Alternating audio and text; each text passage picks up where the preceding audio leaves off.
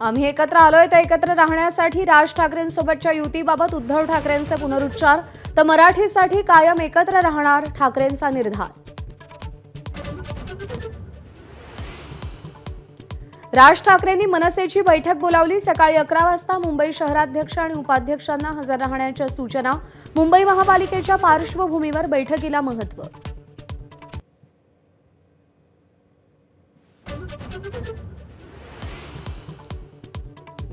बाळासाहेबांच्या निधनानंतर मृतदेह 2 दिवस घरात पडून होता। दसरा मेळाव्याच्या भाषणात रामदास कदमांची विखारी टीका।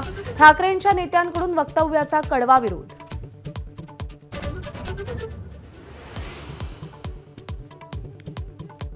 अमरावतीच्या परतवाड्यात 2 ठिकाणी एटीएसने शस्त्रासह 11 जणांना पकडलं। राजकीय कार्यकर्त्याच्या मालकीच्या घरातून अटक। पोलिसांवर गोळीबार झाल्याची चर्चा।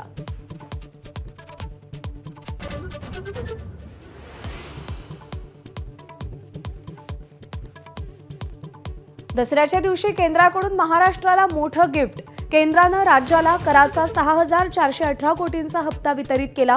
अजित पवारांनी पंतप्रधान आणि केंद्रीय वित्तमंत्र्यांचे आभार मानले।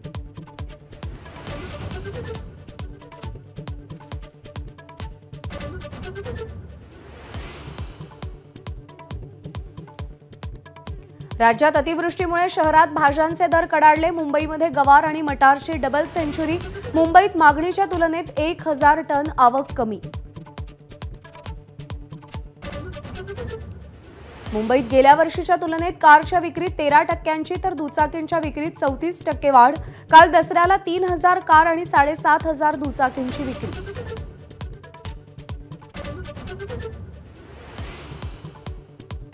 भारतातील सर्वात मोठं आव्हान लोकशाहीवरील हल्ला। राहुल गांधींचा कोलंबियात बोलताना केंद्र सरकारवर निशाणा। मोदींसह संघावरही टीका तर भाजप नेत्यांकडून राहुल गांधींच्या वक्तव्याचा निषेध।